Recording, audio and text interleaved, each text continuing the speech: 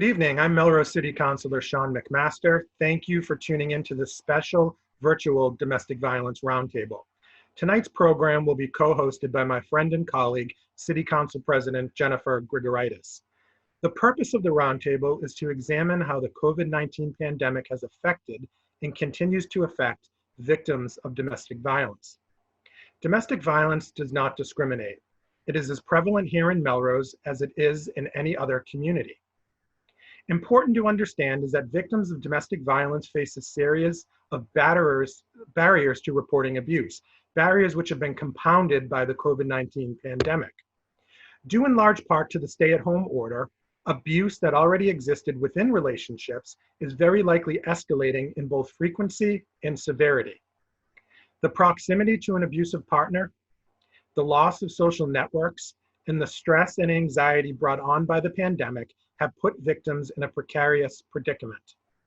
This evening, we will examine the unique dynamics and complexities of domestic violence in the midst of COVID-19, and we will discuss resources available for those who may be experiencing abuse. Councilor Grigoritis and I bring numerous years of professional experience to this topic. Prior to my current role at the Middlesex Sheriff's Office, I worked 18 years at the Middlesex District Attorney's Office, where I began as a court-based victim witness advocate, working with victims of domestic violence in the district court. I went on to serve as the office's domestic violence services coordinator, lead advocate in the domestic violence unit, deputy chief of the Victim Witness Services Bureau, and finally as director of community partnerships, where I oversaw domestic violence education, prevention, and intervention programs. Prior to my employment at the DA's office, I worked in the Victim Services Unit at the Massachusetts Department of Correction, and before that at the Joey Fournier Victim Services.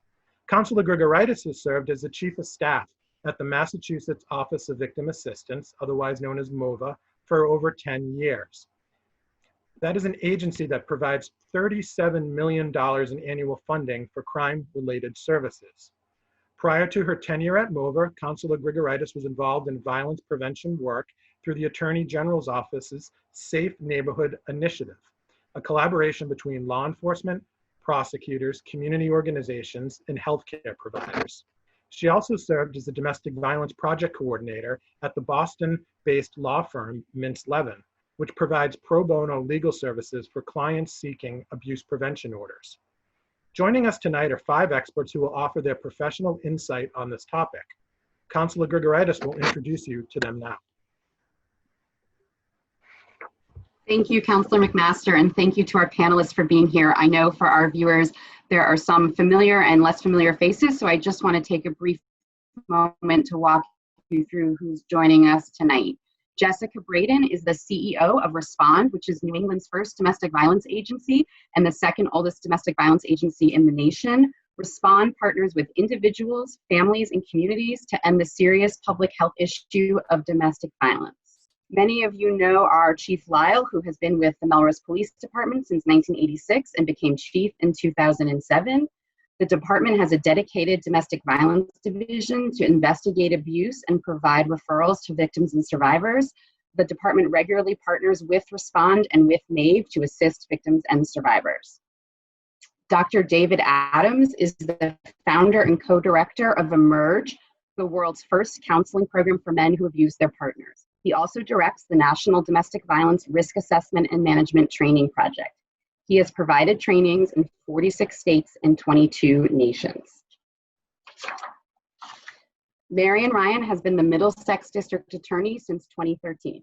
A hallmark of DA Ryan's administration has been her equal commitment to addressing crime and other public safety issues through innovative prevention programs and non-traditional community partnerships. Rebecca Mooney joined MAVE as its executive director in 1997. During her tenure, Rebecca has spearheaded a range of violence prevention programs in our schools and community, including bullying prevention, domestic and teen dating violence prevention, mentoring, peer mediation, and peer leadership programs. Thank you all for joining us this evening.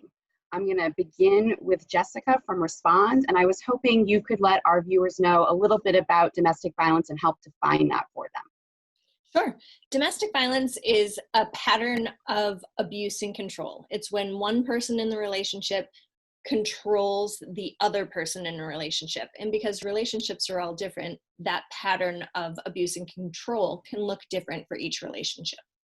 So you mentioned control, and I think one way, particularly during this pandemic, that control can be exerted is through isolation. Can you talk a little bit about how that might look during COVID-19? Sure. So pre-COVID-19, when I got the opportunity to talk about domestic violence, a topic that not many people really want to talk about, the first warning sign I would talk about is isolation. Because when you can isolate somebody, you can victimize them without anybody interfering. Now we have COVID-19, where the experts are telling us we need to stay home and socially distance or socially separate, which makes perfect sense for the health reasons, but really puts people in a really difficult spot, because now we don't have schools, neighbors, friends, coworkers recognizing changes in behaviors. And it's really making it harder for other people to present themselves to people who are affected by domestic violence, letting them know that they're a safe person, that there is help available, that there are resources like Respond and MAVE in their police department, and legal avenues like the DA's office to help give them the assistance they need to find safety. So as you mentioned, in light of the stay-at-home order, many people are further isolated from their social networks, which would be points of contact and safety and refuge. Can you talk a little bit about, if you're concerned about a loved one, how their abuse might present right now during the stay-at-home? If we're concerned about a loved one, how their abuse might present at home, like what the... If you're not, how you could pick up on the fact that they may not be safe in their home, given that you may not be seeing them outside of their home very often. So generally, I ask folks to look for breaks in patterns. You know, when somebody stops coming to work or going out after work, or any of one's life's patterns. We're having a hard time assessing those patterns because they're all broken up now because of COVID-19. So I'm going to flip the narrative and say to coworkers, neighbors, friends, relatives, please reach out to your loved ones. Don't wait to look for those detections in different patterns for folks who you had an inkling maybe something was unsafe for them or not right for them. Reach out, take the first step. Don't wait to look for that break-in pattern. And I would say reach out to folks who you weren't worried about beforehand and start to establish a new pattern. So don't just hone in on folks who you think, oh, there may be something up or they may be at risk. Reach out to everybody, start establishing some new patterns, because it looks like we're settling into COVID workarounds for a long time now. I think that's great advice, and I think asking people to flip the narrative and think about how they can be proactively reaching out is really helpful for us all to think about doing. Can you talk a little bit more about risk factors for domestic violence, and if there's certain points in a relationship that are more dangerous than others? Sure. So there's a lot of high-risk indicators that we look at when we review different patterns of abuse and control. And some of those are access to weapons, strangulation, loss of job, substance abuse, escalation in the abuse, and threats to kill. So a couple things there. I always say if somebody threatens to kill you, that's a promise they're going to make good on. So that's really a high risk indicator. Access to weapons in the home is another high risk indicator, and I'm guessing maybe Dr. David Adams is going to talk a little bit about that when he speaks. Job loss and substance abuse are all high risk indicators, and we're seeing significant job loss due to COVID-19. And the reports that we're reviewing for the police departments that we partner with, we're seeing a lot more of substance abuse related arrests. So we're seeing some increase in substance abuse, an increase in job loss, isolation, and the reports that we're getting are of a lot more acute, dangerous behavior. Thank you. And can you talk a little bit about the services that Respond can provide for those that are in abusive relationships? Sure. We have multiple points of entry into our programming, the most easily accessible is our 24-hour hotline that's answered by a domestic violence counselor. That number is 617-623-5900. And again, that's answered 24 hours a day. People are encouraged to call that line no matter how much time you have to talk. There are people who have called for 5 minutes every day until we could walk them through their path to safety. I do think that you asked me, is there an unsafe time in a relationship? And I think Yes. I skipped over that. So if I could go back to that. You certainly can. We have found the most unsafe time in a relationship is when somebody tries to leave the relationship. So that's why we feel like reaching out to a domestic violence agency who can help you walk through and make that as safe as possible. So we go back to the first question is about power and control and how power and control can look different for each relationship. That's why you want to talk to a domestic violence counselor who can help you pick different tools. When you look at this grid of all the different people who are here, the police might be a tool that you use, or a restraining order might be a tool that you use, or a domestic violence counselor might be a tool that you use, but not everybody will use all the same tools. So it's really important to have someone who knows what all the tools are, and you can pick the ones out of the toolbox that might work for you to keep you as safe as possible. So going back to what Respond offers that service through its hotline. We also have an emergency shelter for those who are at most risk.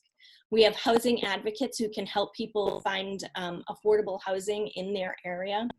We provide a lot of supportive counseling, and we can help people with accessing daily necessities. Oftentimes that piece of power and control is not allowing access to a paycheck, even if it's your paycheck, even if you're earning your own money. So we can help with some necessities like transportation to the court to get a restraining order, or diapers or formulas, or short-term needs like that.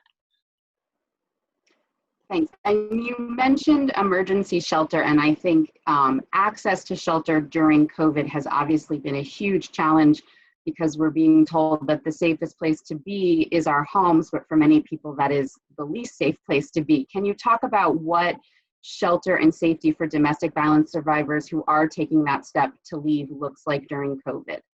So most shelters in Massachusetts are operating on a reduced capacity.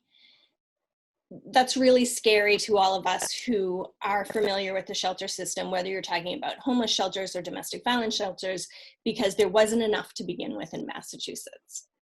And now we have COVID-19, and we still don't know enough about how we can socially distance in shelters. One of the things that Respond is doing is working with people to find safe alternative housing, whether that might be helping get to a family member who lives in another state that the abuser doesn't know about, really digging deep into our community resources, and sometimes that does include hotels so that we can keep people safe from a congregate environment. But it is not ever easy to get into a shelter in Massachusetts. On average, about 300 people are turned away a day who are seeking domestic violence shelter, and that's a pre-COVID number. So if people are thinking about shelter as a safety option, as an only safety option, you want to make sure you call so that you can get the right resources you need. Thank you. Counselor MacMaster?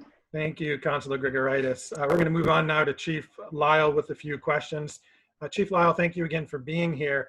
You heard Jessica talk about a drop in call volume to the hotline at Respond and other domestic violence organizations. Is the police department seeing a decrease in 911 calls for domestic violence? And what have the numbers look like since mid-March? Okay, Chief? Okay, all right, I'm sorry. So looking at the past 3 years, calls for service for DV cases, domestic violence cases, are down about 30%. Arrests are down probably 70%, looking at the numbers. Abuse prevention orders are pretty much stable. There was 14 over the past 3 years, same time frame, March 1st through June 1st. But more concerning to me is, and maybe the doctor, Dr. Adams can touch on this, I'm concerned about the COVID, and I know Jessica has talked about it. How many folks are at home and how many people aren't reporting it that should be reporting? And obviously friends and loved ones that see what's going on are unable to intervene at this time. So I would say to anybody that's listening out there, if you know someone that's having trouble, there's a number of ways to do it. Obviously 911 is for an emergency. We have anonymous tip lines. Detective Ellers, I will talk about him shortly, and you can reach out to him 24/7. Thank you, Chief. You did mention Detective Ellers, who is the department's dedicated domestic violence officer. Can you talk a little bit about his roles and responsibilities and how he serves as a resource for the community? And Detective Dan Ellers, he wears many hats. He's assigned to the Detective Bureau. His primary function in the Detective Bureau is follow-up for domestic violence cases. He works well with MAVE and Respond.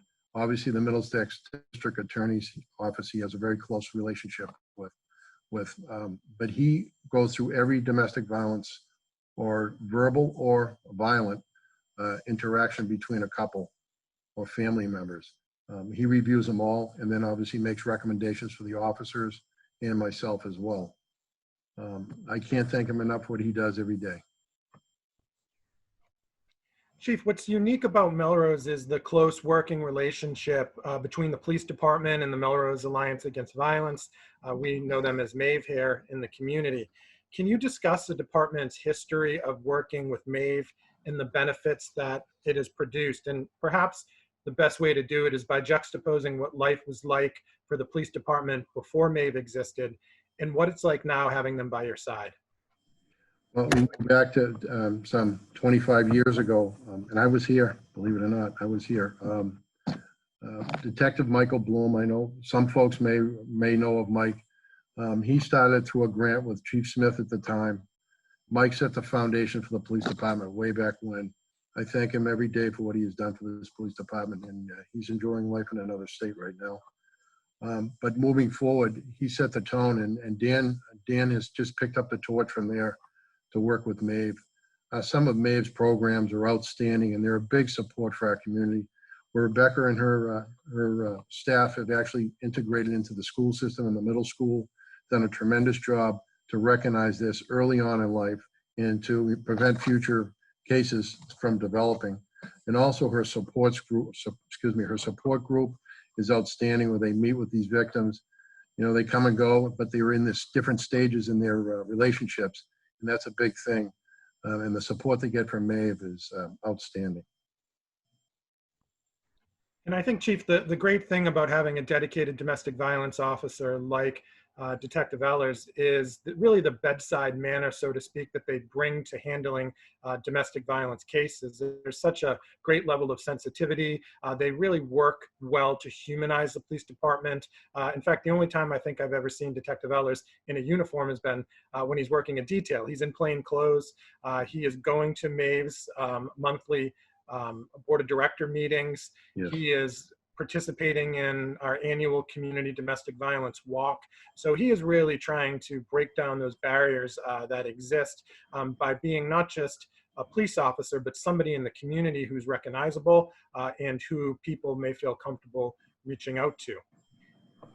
Chief, now looking at this issue of domestic violence and knowing that this is an opportunity for you to speak directly to viewers at home who may find themselves in an abusive relationship or who have a family member, a friend, or maybe a neighbor who they may be concerned about, can you talk a little bit about what it is that you would want them to know as your police chief? This is your opportunity to really say anything to them that you want. If you are a victim and you want to seek help, the Melrose Police Department is here to support you. You can email Dan Ellers through the website. I'll spell out his name. It's D-Ellers, D-E-H-L-E-R-S @cityofmelrose.org. Dan's direct line at the police department is 781-979-4452. You can email him through the website. We have anonymous tips through the website. You can text a tip through our website anonymously. If you have a friend or a loved one that is afraid to come forward and you want to assist them to make that change or plan them for a move, please do. We're here to help you. If you're uncomfortable talking to a police officer, obviously the staff at Respond as well would assist you, and Maeve would assist you. Those are the resources, and we're very fortunate in our community to have these resources for us. So please don't hesitate to call the Melrose Police Department. Obviously 911 if it's an emergency. If it's a family member that knows something, please follow up with an anonymous tip, and we can exchange email thread through that way. And obviously my phone's always available. My door is always open to our community. Thank you, Chief, and thank you for your personal commitment to the issue of domestic violence. You also participate on the MAVE Board of Directors. So I'm sure Rebecca will talk a little bit about that relationship later on. We're going to segue now into understanding more about what makes abusers tick. And as Councilor Grigoritis said, we have with us Dr. David Adams, who is really the foremost expert, not just locally or nationally, but also internationally on men who abuse their intimate partners. Dr. Adams, I want to talk a little bit about your book for a moment, and I have it here with me. The book is called Why Do They Kill Men Who Murder Their Intimate Partners? And in this book, you profile 5 types of abusers using examples of a number of men who were convicted of domestic violence homicide. To me, having read this book, and I actually use it, I think, as you know, in the course I teach, Dr. Adams, it seems as if 2 of those categories, substance abusing and materially motivated, are particularly relevant to the current conditions brought on by COVID-19. Would you agree with that?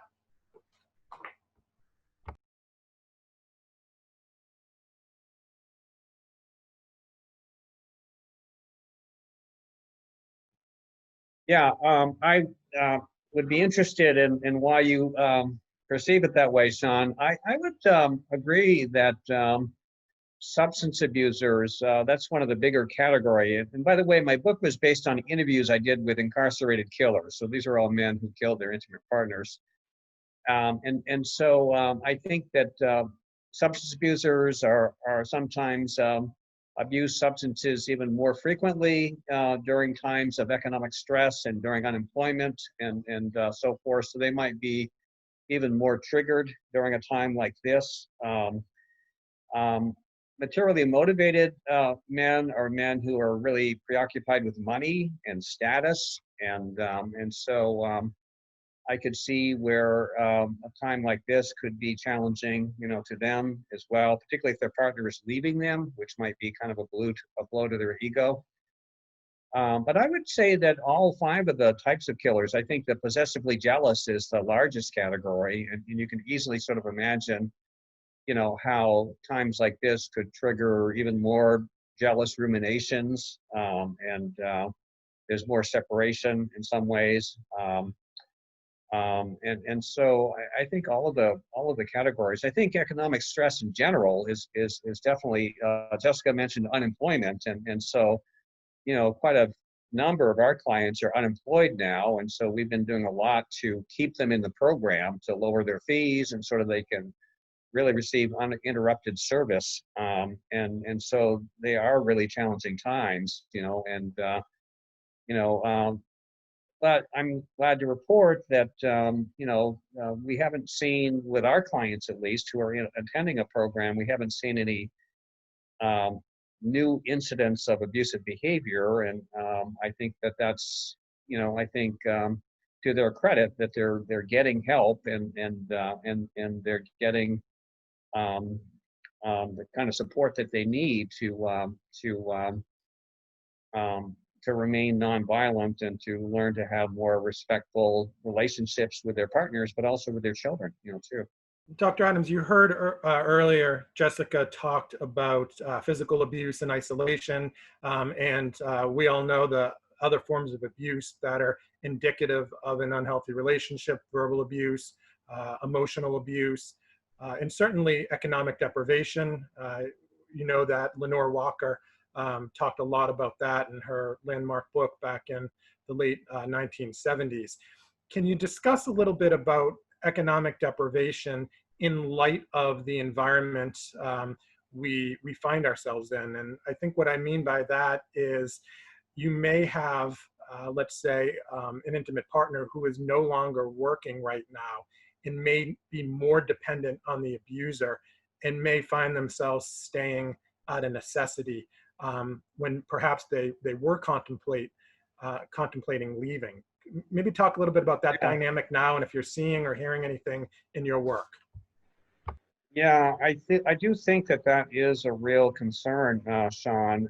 I think that many victims, from what I'm seeing, are less able to leave their abusive partners during this time. And I mean, interestingly, there's actually been fewer homicides this year. I think we've only had 3 or 4 this year to date, which is quite a bit lower than last year and previous years. And you know, I hate to say this, but it may be because victims are not leaving their batterers. And as Jessica reported, you know, that is probably the biggest triggering factor for those who kill is partners who leave them. And so, ironically, you know, I think that actually may end up at this point, short term, being kind of a protective factor, you know, that they're not leaving. You know, and I think that, you know, but that, you know, I would certainly, you know, welcome, you know, and think it's important for victims to still have the resources to do that, you know, if they choose to do that. And so that's where Maeve and Respond come in, you know, because that's a very difficult decision. But again, I think economically, I think there a lot of victims are less able to do that now. You're right. And in terms of the risk factors that Jessica mentioned earlier, a lot of those risk factors are research-based. They emanate out of Johns Hopkins University. We're all familiar with the work of Dr. Jackie Campbell with her danger assessment tool. With respect to that tool, what are some of the challenges that perhaps you see now to utilizing that tool and doing those types of assessments if violence is escalating, but there isn't the window of opportunity to really assess those cases? And how might those who do have contact with victims, maybe family members or neighbors, be able to look for those warning signs and perhaps reach out for help, or help somebody be better supported to reach out for help? And I think on that, Dr. Adams, and I think this is where I was going with that question, is how much should we rely on risk factors and how much should we rely on the instincts of victims, understanding that there are population-specific or person-specific risk factors within the context of a particular relationship? Well, I mean, I think one of the really valuable things that Respond and Maeve does is that they do ask those questions for the women that they work with. You know, they make them more aware of risk factors. I think many victims are already aware of certain risk factors, but I think there are additional ones that some victims may not be aware of. And I think Jackie Campbell found that it's really, you know, for the most part, victims are pretty good at recognizing risk, but even better when they're asked those specific questions. You know, and there are 20 questions that are on the danger assessment risk factor. And so I think victims become, you know, kind of more educated about some of those things. Like one thing is avoiding police, you know, so that actually is one of the risk factors, is that when a perpetrator has done something to actively avoid arrest, you know, and so that's something a victim might not think of. Strangulation is another one. You know, I think some victims may think, well, he did have his hands around my throat, but I didn't really sort of think of that as strangulation.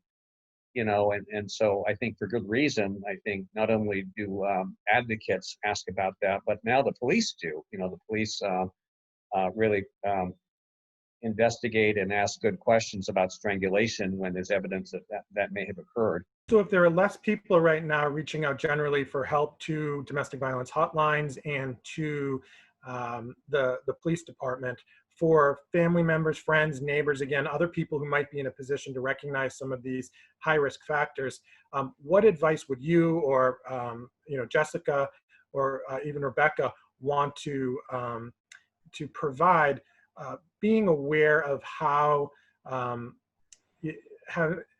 making a report perhaps without a larger plan, unless it's an absolute emergency, could antagonize an abuser and could elevate risk? How does somebody who, again, not a professional, but who may be concerned, that is picked up perhaps in some of these high risk factors that Jessica has spoken about, how is it that you would advise them to proceed in a way that is sensitive to the risk and in a way that doesn't cause further hardship on the victim?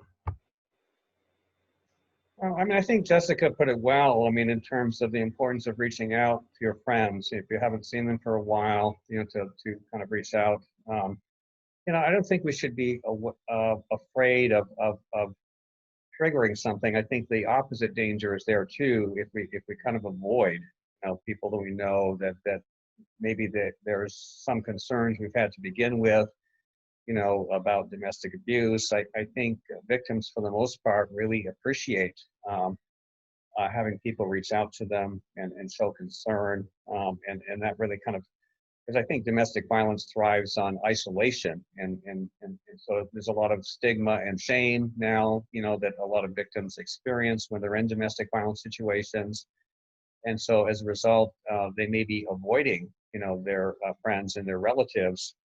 And there may be some pressure from their abusive partner to do that. And so all the more reason, I think, for friends and relatives to kind of reach out, to victims, to ask them if they're okay, and even to ask them even more specific questions, about that, because I think sometimes victims may be kind of, again, afraid of driving their friends away, by exposing those kinds of problems, to them. And based on your experience as a practitioner and the research that you've done, can abusers change? For somebody who might reach out to you and say, can my partner change? Will my partner ever change? What would you want them to know? Well, it's very, very possible and even likely that abusers can change if they're in a program, and so I would say that the trial court and the probation department actually commissioned an outcome study of our programs a few years ago, and the results were actually very good. For Emerge, the results were that I think it was 11.7% of our program completers had reoffended. So that's a pretty low number.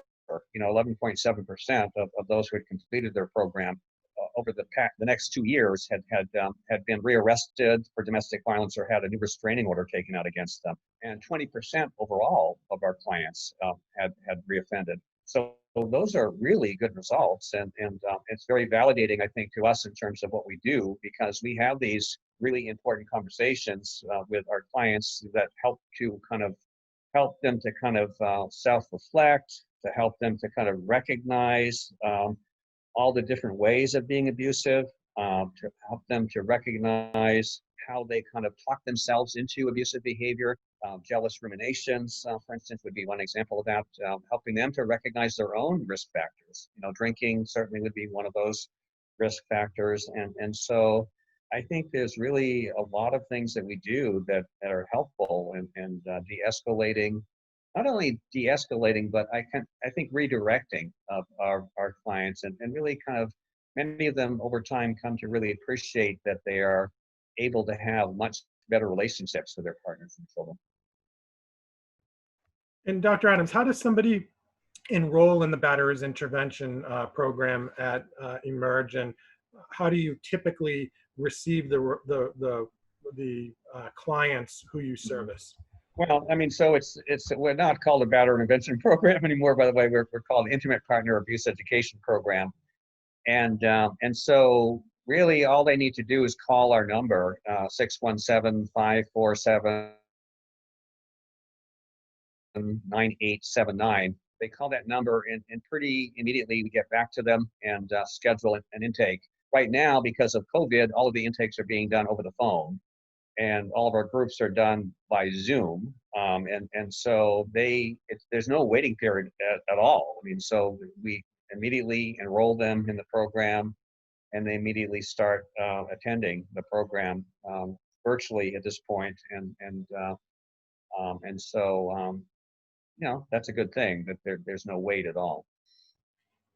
And finally, Dr. Adams, in your years working with abusers, what is the one thing you've learned most about them that you think is instructive to the work that we all do, or that would be helpful for somebody in an abusive relationship to know? I think the single most surprising thing about abusers is how likable they are. I think that people keep expecting to sort of see somebody who's kind of like this monster, this rageaholic. And I think that, even in homicide cases, what do the neighbors say about killers? They say, well, he was such a nice guy. I didn't think he had that in him, and so I think that's a very important thing. If you're a neighbor, or if you're a friend or relative, to recognize that, just because somebody is a nice person, doesn't mean that they're not capable of being abusive. Because otherwise, I think people are inclined to maybe disbelieve the victim if she's alleging abuse, and this is such a likable person. And so I think that is a real stumbling block, I think, for a lot of people. And I think we have to, I think we've sort of seen that with celebrities lately. We've kind of seen, people like Bill Cosby, who is like America's grandfather, very likable image, and yet he apparently is capable of being a serial rapist, right? And so I think that we kind of have to really bear that in mind, that batterers don't kind of like broadcast that they're batterers. Basically, they're actually very good at presenting a kind of a likable demeanor to other people. Thank you, Dr. Adams. And District Attorney Ryan, thank you for joining us. We know how busy you are. You have 54 towns and cities in Middlesex County, and you are everywhere, but you have a particularly strong presence here in Melrose, as those of us from Melrose know. So we always appreciate you being willing to be a resource for our community. District Attorney Ryan, can you talk a little bit about how the pandemic has disrupted the court system, and more generally, the ways in which it has presented challenges to working and assisting victims of crime? Of course.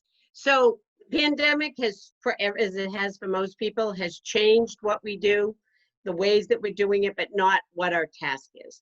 So during this time, the courts have been closed, our offices have been closed, everything's been happening remotely, but that hasn't stopped us from providing the same services.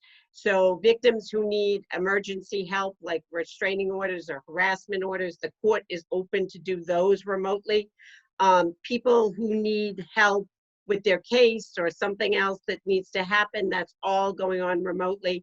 Obviously, the police department, and people forget how every single day of this pandemic, the police department has showed up.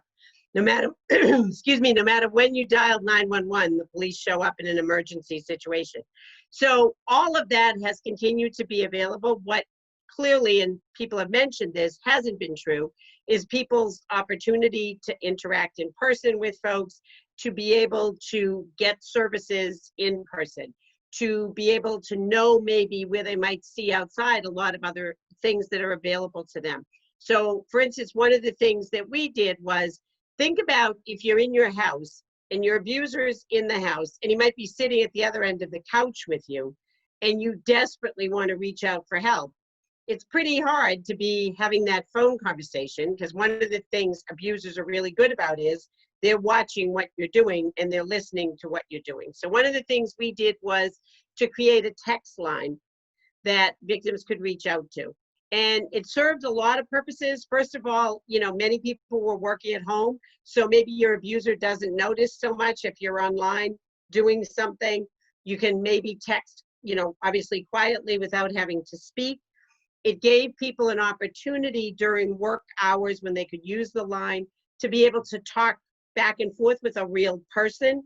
We're talking about very, very personal things. It might be the first time somebody's talking about something and their big worry is what's going to happen to their kids. What are they going to do about their dog? What's going to happen about all these things? So they had a real person.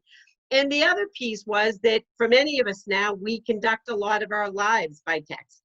And it's intimidating to think about getting on the phone and talking to someone about something like this. So text gave you that personal connection, but a little buffer that made people comfortable. And it, in fact, has generated a lot of texts, and we've been able to direct people to resources that are available for them. That's a great and innovative resource, I think, which is in line with the progressive work you're doing at the Middlesex DA's office. So thank you for that. We've been talking very narrowly about the definition of domestic violence tonight. We're really focused on intimate partner violence, but under the law, the definition of domestic violence encompasses more than intimate partner violence. Can you talk a little bit about the legal definition of domestic violence, District Attorney? So domestic violence is defined in the statute as one of three things. They're really pretty straightforward. Either you are inflicting harm on somebody, you are attempting to inflict harm on them, that being one. The second is you are threatening someone that you will harm them. And the third is that you force them to engage in sexual relations. So those are the three categories. As to who it includes, we always think about it being intimate partners, and usually we think about it as being intimate partners that are probably a little bit younger. What the law really covers is anybody who is or has been married, is living together or has lived together in the same household, is related by blood or marriage, has a child in common, even if they've never been married and they have never lived together. And finally, it covers the situation where people have been in a substantial dating relationship or an engagement. So with that, we don't always think about it, we see a lot is, for instance, you may have a violent relationship between partners that are in their 70s or 80s. We have people come in that have been married 40 or 50 years, and that abuse has been going on for 40 or 50 years. It also covers things like adult children, often with mental health or substance abuse issues, who are living with an elderly parent. So we think about it in one way, but the definition is actually much broader. And District Attorney, for the individuals who are married, who perhaps are divorced, who are dating, or who maybe have a child in common but are no longer together, those cases of intimate partner violence. Can you talk about some of the examples of the typical crimes that are committed and that your office sees and prosecutes? And can you connect some of the behaviors to those crimes, understanding that a lot of people don't know the difference between assault and an assault and battery, or what constitutes criminal harassment or stalking. I think there are these beliefs or these misconceptions about what certain crimes are. Maybe talk a little bit about that for those at home who may be subjected to forms of abuse and are wondering if something really is a crime. Sure. And abuse really falls as well into three broad categories. One is sexual, and that is situations where people are being coerced or forced to engage in sexual activity. And it can range anything from being forced to perform oral sex to intercourse to any of those things. Another is when people are forced to engage in unprotected sexual relations, obviously against their will. And then finally, and something we unfortunately are seeing more often, is the taking of some kind of sexually inappropriate photographs that then may be used. This is kind of the revenge porn that we hear about. So, I take inappropriate pictures, maybe while we're having a consensual sexual activity, but then when something goes wrong, I'm telling you that I'm going to post those pictures where your grandmother and your parents and everybody else is going to see them. The second is really the sort of verbal and emotional kind of abuse, which usually qualifies for some kind of stalking or harassment. And stalking, when it first became a crime, really sort of involved the kinds of things we think about as being creepy and scary. I'm threatening you, I'm listening to calling you 100,000 times a day. I prosecuted a case once where the abuser literally called the victim hundreds of times a day. He had frequently strangled her. And every time he called her, he wouldn't speak. He would just play the song, Every Breath You Take, obviously reminding her of when he had choked her. So, but abusers kind of adapted And they started doing a lot of things that aren't necessarily creepy or awful, but when they're happening to you by your abuser are pretty scary, even though they themselves may seem not threatening. So I'm showing up at your house at 4:30 every morning and I'm putting a beautiful plant outside your house. I'm putting flowers on your windshield. Things that we don't think about necessarily as scary, but then think about the fact that it means that while you were sleeping, I was walking up your driveway or up your front walk. And those lead to the kind of charges like stalking or criminal harassment order. The other verbal piece can be threats. I'm threatening to do something to you, threatening to do something to someone that you love. And then finally, and probably the broadest category, physical abuse. And, you know, it really falls into a number of different categories. There is the threat or the attempt to do something. You know, we use the words assault and battery together and think they all mean the same. An assault is actually my placing you in fear. So my grabbing the big glass vase and pulling my arm back, getting ready to throw it at you. Even if I don't do it, that is the crime of assault.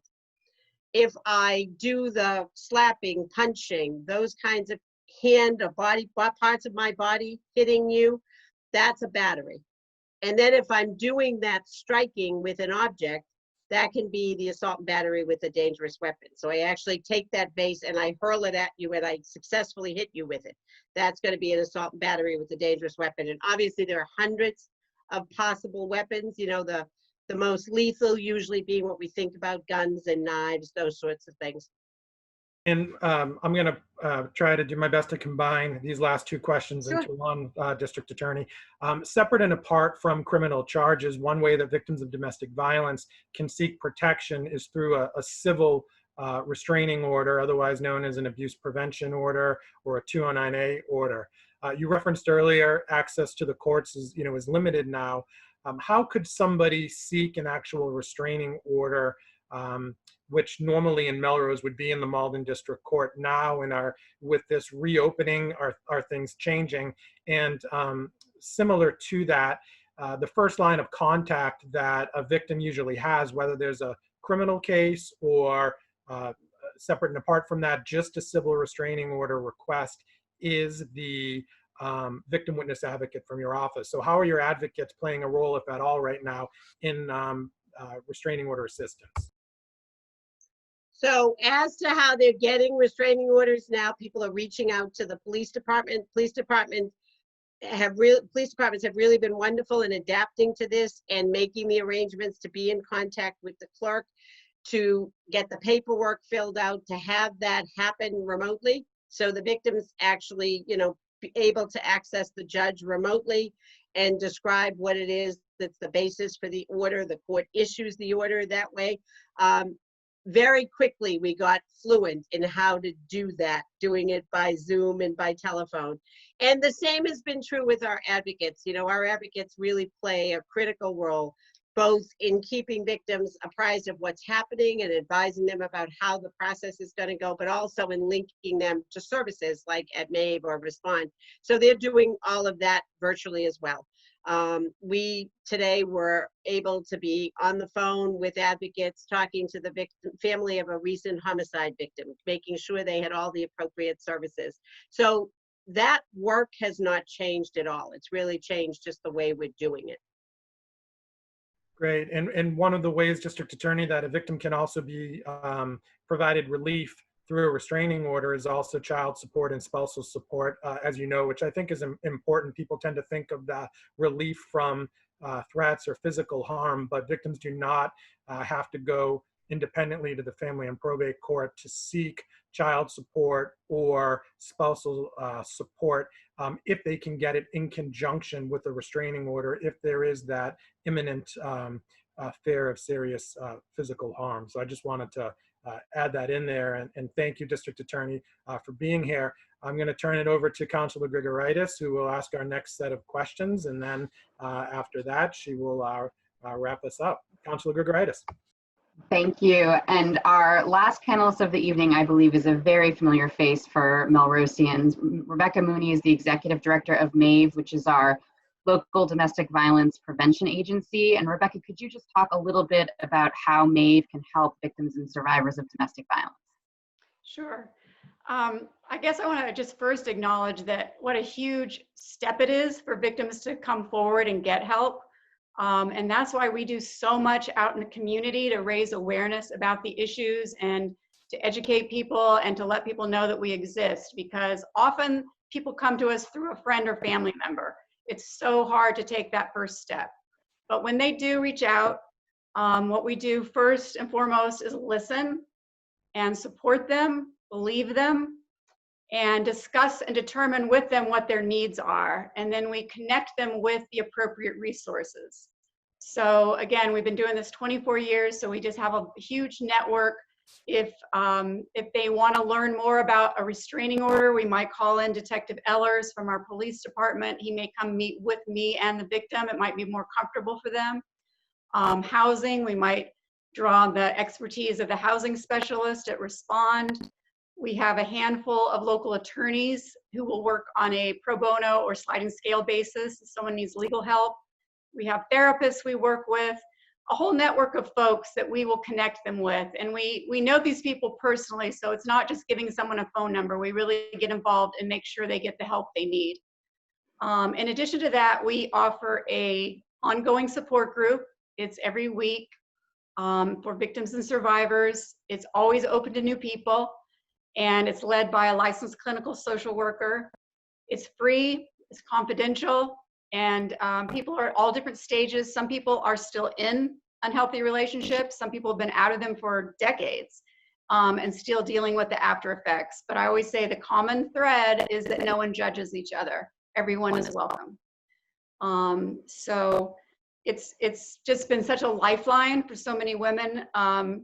Some of them have been in the group for years, and we just receive wonderful feedback about how much it's meant to them. That's great. And it's so wonderful to hear the use of what I've often heard referred to as warm referrals. When you're able to pass a name of someone with some context, I think that can be a really critical bridge in helping a victim or survivor get to that next point in their healing process. You mentioned groups that you've been doing, and I think one of the themes of tonight has been how no one's work on this panel has been untouched by COVID. Can you talk a little bit about how the pandemic is impacting your group sessions or any of the other work that you're doing? So the very first thing we did was move that support group to Zoom, because we just knew that this was going to be a critical time for people to continue to have connection and support. And so we did that right away. And so that's been going on virtually. And then, a lot of what we do is over the phone anyway, or just talking with people, connecting them with resources. We can do teleconferencing, but our individual work with victims has not really been that different. We're able to still provide the same services to them.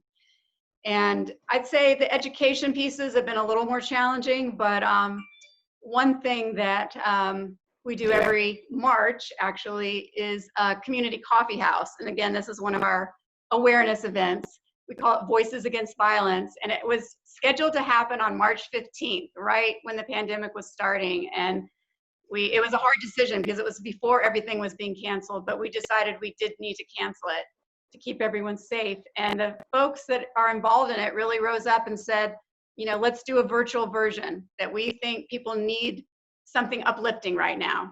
And to hear music and to hear young people would be a positive thing to do. So we moved it online and had a virtual coffee house. So it's not really business as usual, but it's adapting and still being able to serve the community.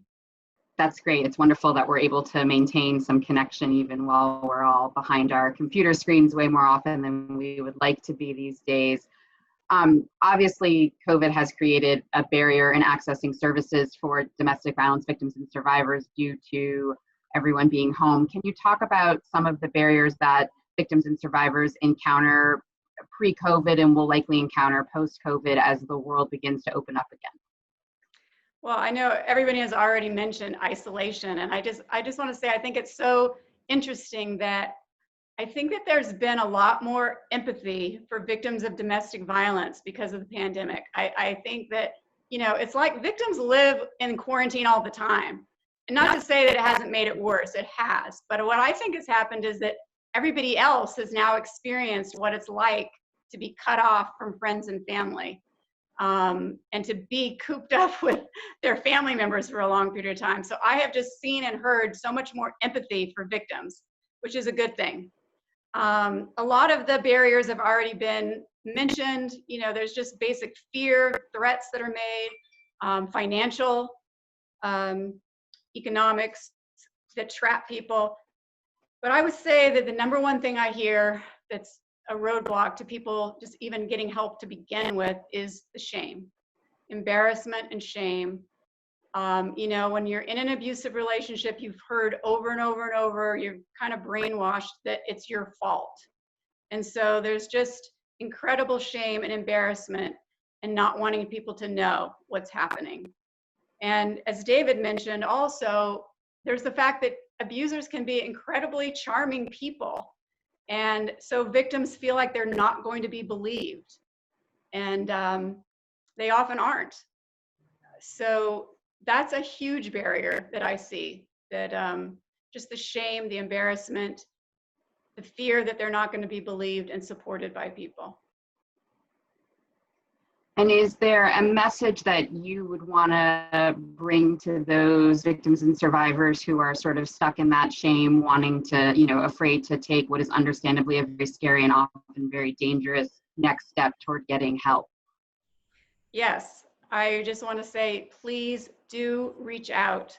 Please do take that step. We understand. We understand these feelings. We understand these barriers. You are not alone. You shouldn't have to bear this alone. And we understand that you might not be ready to make any changes right now. This is a process. But to share it with someone else, to tell your story, to be believed, is the first step to starting to regain your sense of self and to gain strength. And until people do that, they're not ready to make other changes. So to share your story, to be believed, to get support, and again, start regaining your own sense of self is so important. So again, I would say, please do reach out, whether it's to MAVE or Respond. There's, you know, the National Domestic Violence Hotline has a text line, which I think, again, is so important during this pandemic, that people can text rather than call. But please do reach out, because again, you should not have to bear this alone. Thank you for that. And we've spent most of the session talking about what happens after someone has been in an abusive relationship, but I'm sure all of us here would be really happy to see domestic violence eradicated, and be out of the business of having to help victims and survivors of abuse because we're no longer experiencing it. What is some of the work that MAVE is doing around prevention in our community? Well, I'm so glad you asked that question, because prevention is really my passion, and we probably spend 80% of our time and resources on prevention, because, you know, we just believe that if you can stop it before it even starts or before it escalates to being really serious, that's the best thing to do. So we do a lot of things. I'll just touch on a few, but we start at the 8th grade level. We go into every single health class, and we have a program that we call Healthy Relationships. And it starts with a survivor of teen dating violence sharing her story. And she's fantastic. She just really explains her thought process and everything that happened, and it really makes the issue seem real to the students. So we're able to then build on that and teach them about what is abuse, what are the different types of abuse, what are the early warning signs, how is technology used, and then how would you get help if you or a friend were in that situation. Those are the goals of that program. Then at the high school level, we try to build on that. We have a group we call our Student Action Board of 20 trained peer leaders. And everything we do at the high school level, we do through this Student Action Board, with the belief that students at that age, number one, they're incredibly capable leaders, but also that their peers are going to listen more to them than adults. So they're trained, they're supervised, and then they go into every 9th grade, what's called freshman seminar class. And they lead sessions on things like red flags of abuse, consent, healthy relationships. We've done some sessions on domestic violence in the media and in pop culture. And then they really serve as our eyes and ears on the ground. They are really kind of the bridges between students at the high school getting help and adults. That's the primary way that we end up helping students, is through another student, a friend, or a member of the Student Action Board coming to us.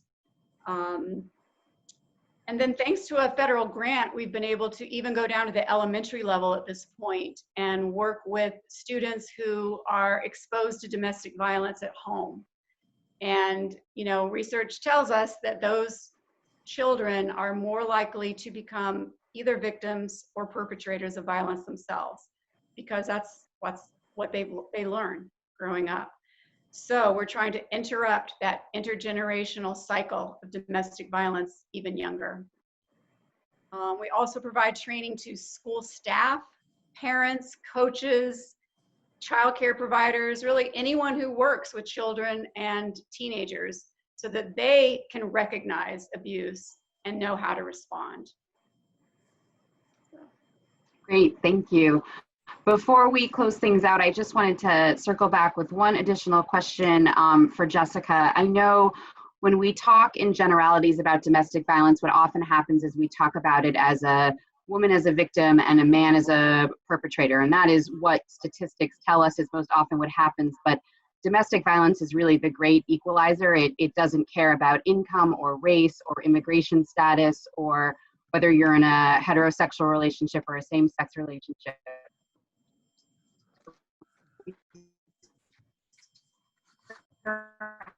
We have members of our community, those in relationships, those with disabilities, who may also be experiencing domestic violence. Could you talk a little bit about services that might be available for those folks in particular?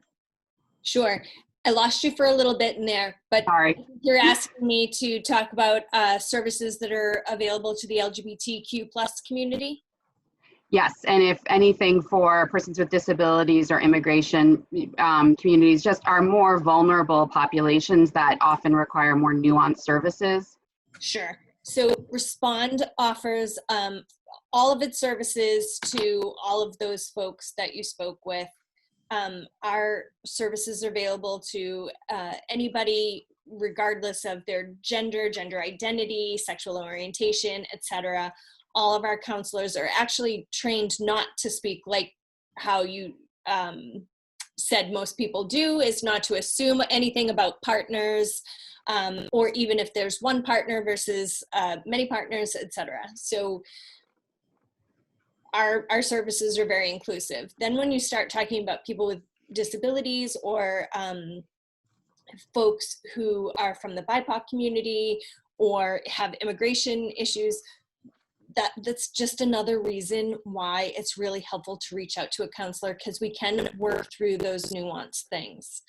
Our services physically are in our shelter is available to folks with disabilities. Our website is translated into many different languages.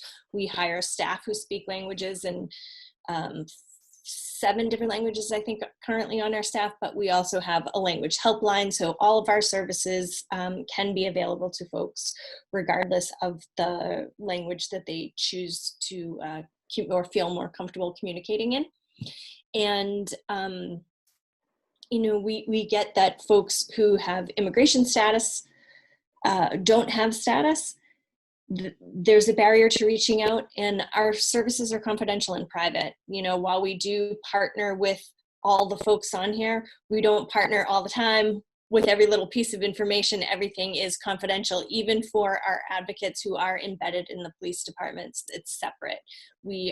Our services are confidential, and we don't turn that information over. So I would say, you know, please start with the hotline. It's a very easy, if you have the time and the freedom to be able to call. You don't have to even give your real name to start to understand how we could work with you around some of those issues, so that you can get comfortable, establish a relationship, and then we can work through those things.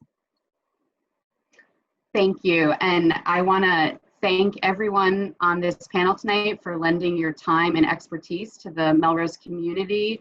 It's an honor and a privilege to share a Zoom screen with you. And I want to especially thank Counselor MacMaster for pulling this together. It's a pleasure to get to partner with him on a shared passion of ours, which is working with victims and survivors.